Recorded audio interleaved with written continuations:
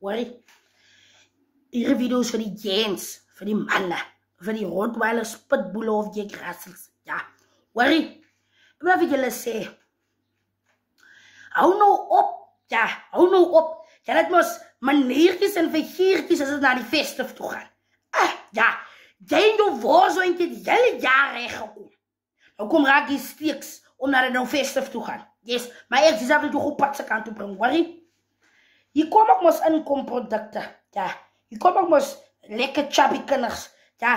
Hier kom ook mos kaapkals, vrouwens met haren. Vrouwens, ja, vrouwens met haren, vrouwens wat gelei is van voor en achter. Maar ek wil vir jou sê, woorzoentjie, I mean, Jack Russell, Rottweiler, Pitbull, ek Ziza wil vir jou sê, die sal moet mooi die kraal kyk. Ja, julle skit mos julle woorzoentjies af, as het na die festive toe gaan.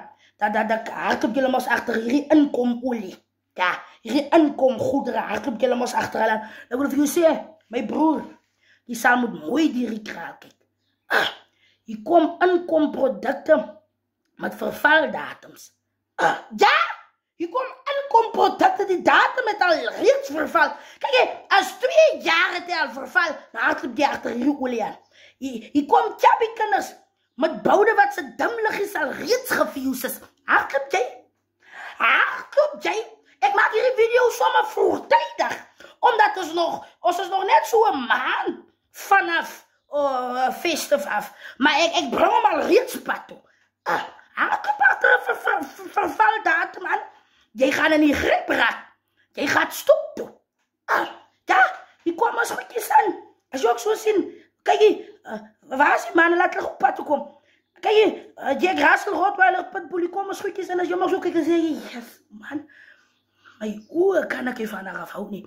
Pas op, vervaldatum. Hy het al 3 jaar verval. Hy kom nou hier na te nou sien jy, as vervalde olie hy. Gaan aan met die vervalde olie. Jy sal in die grijp raak. Hy dimliggies is al reeds gefuse. Kijk, as jaar 1 en oopmaak, en sien jaar drade is ook gefuse. Gaat jy aan?